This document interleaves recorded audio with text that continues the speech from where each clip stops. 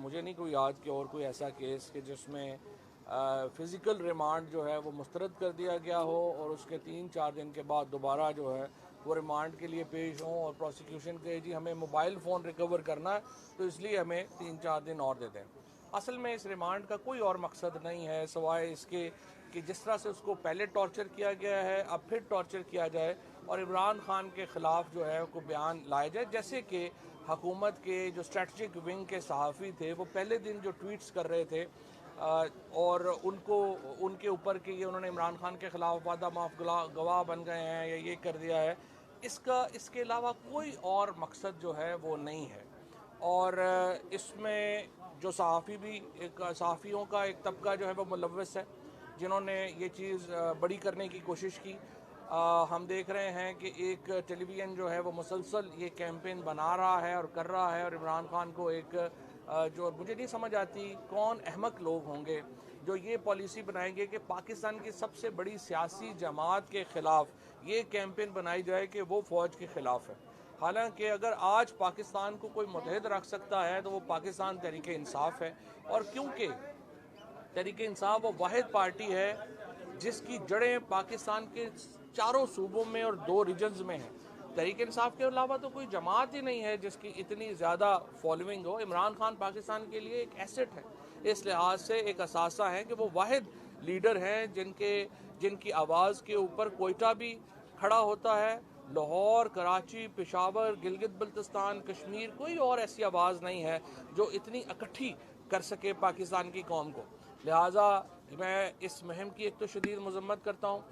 दूसरा यह है कि ये जदोजहद है, जदोजहद जो है वो उसमें कुर्बानियाँ होंगी।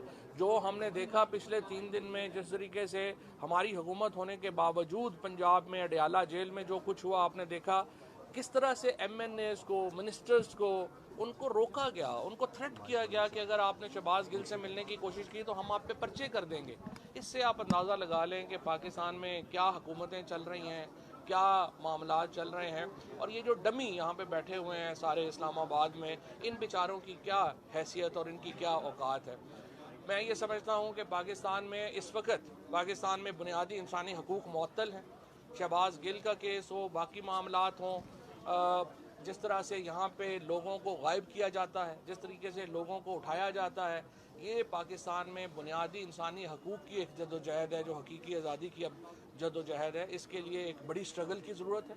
पाकिस्तान के लोगों को मैं कहता हूँ, ये अगर आपने 75 साल के बाद आज पाकिस्तान में हालात ये हुए हैं कि हम अपनी बुनियादी आज़ादियों के लिए जो है वो रो रहे हैं, लोगों को अगवा कर लिया जाता है, उन पर तशद्दुद का निशाना। और शहबाज गिल जैसा आदमी जो चीफ ऑफ स्टाफ था पाकिस्तान की सबसे बड़ी सियासी जमात, सबसे बड़े लीडर का, उसको उठाया गया, उसको टॉर्चर किया गया और उसके ऊपर 4 दिन हो गए हैं और हम देख रहे हैं कि एक इंक्वायरी भी ऑर्डर जो है वो नहीं हो सकी। एक जुडिशल इंक्वायरी जो है उसके ऊपर होनी चाहिए। एक ऐसा बोर्ड बनना चाहिए जिसके ऊपर शहबाज गिल को भी एतमाद हो और प्रोसिक्यूशन को भी एतमाद हो। ये भी मैं नहीं कह रहा कि सिर्फ शहबाज गिल का एतमाद होना ज़रूरी है, प्रोसिक्यूशन का एतमाद होना भी ज़रूरी है। एक ऐसा बोर्ड बनना चाहिए जो इंडिपेंडेंट हो, जो उसकी जो तशद्दुद हुआ है उसकी इंक्वायरी करे।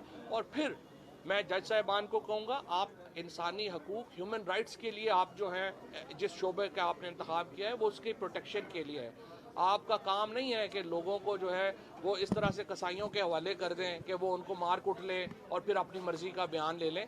सो मुझे उम्मीद है इस तरह से इस्लामाबाद की लोअर जुडिशरी ने पहले भी हकूक़ के लिए खड़ी हुई है जब उन्होंने रिमांड को मुस्तरद किया। मुझे उम्मीद है आज भी अच्छा फ़ैसला जो है वो देंगे और किसी तौर के ऊपर भी शहबाज गिल को टॉर्चर के लिए इन लोगों के हवाले नहीं किया जाएगा। दूसरा, मैं मुतालबा करता हूँ चीफ जस्टिस पाकिस्तान से और chief justice Islamabad high court से जुडिशल इंक्वायरी करवाएं शहबाज गिल के ऊपर टॉर्चर की।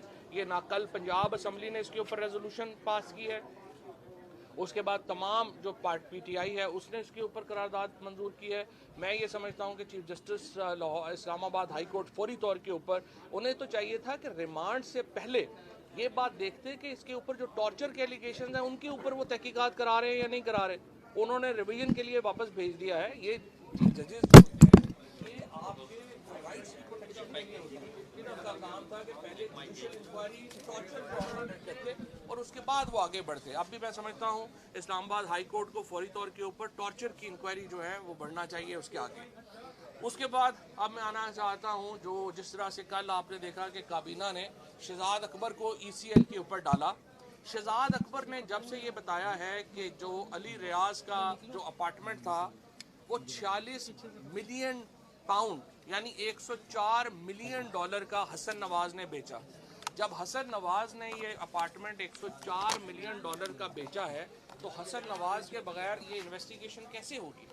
और हम ये समझते हैं कि हसन नवाज को इन्वेस्टिगेशन में शामिल करना चाहिए। शहजाद अकबर के एलिगेशन बड़े सीरियस हैं। FIA तलब करे हसन नवाज को, अब तो कोई भी नहीं, अब तो उनके जो है वो चचा की हुकूमत है, और उनसे पूछे कि आपके पास 104 मिलियन डॉलर कहाँ से आए।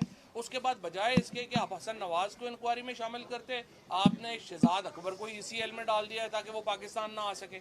ये तो इंतहाई एक अहमकाना बात है, और इससे अंदाज़ा होता है कि नून लीग की हुकूमत कितनी खौफजदा है, शरीफ फैमिली कितनी खौफजदा है। मैं ये समझता हूँ कि FIA की जो तहकीकात हैं वो मुकम्मल ही नहीं हो सकती जब तक हसन नवाज को इस तहकीकात से ना जोड़ा जाए, और उसको फौरी तौर के ऊपर जोड़ना चाहिए। तीसरी बात, एक जो कैंपेन चला रहे हैं एक टेलीविज़न, जिस तरीके से सोशल मीडिया के एक्टिविस्ट जो हैं उनको जोड़ा जा रहा है कि वो फ़ौज के ख़िलाफ़ कैंपेन चला रहे थे, फलाने के ख़िलाफ़ कैंपेन चला रहे थे।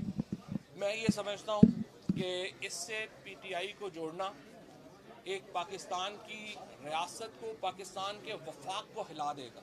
ये उस रजीम चेंज ऑपरेशन का हिस्सा है, पाकिस्तान को कमज़ोर करना। और इस हुकूमत को मैं कहूँगा सदा बादशाही अल्लाह की है, कोई भी जो है वो हमेशा बादशाह नहीं रहता।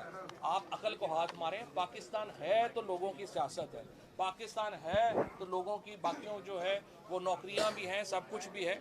इसलिए इसको जो है वो आप पाकिस्तान से ना खेलें, पाकिस्तान से खिलवाड़ जो है उसकी इजाज़त नहीं होनी चाहिए।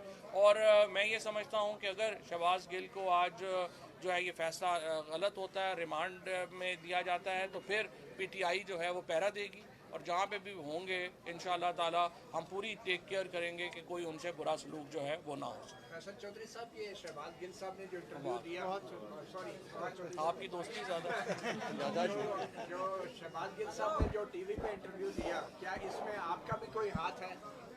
देखिए, मेरी बात है, ये इशू ये है कि जब भी आप बीपर्स लेते हैं, जो भी मीडिया के लोग बीपर्स देते हैं, उनको अच्छी तरह पता होता है कि वो अगले बंदे को पता भी नहीं होता कि क्या टॉपिक आना है, क्या होना है, उसी वक्त जो है वो बोल रहा होता है।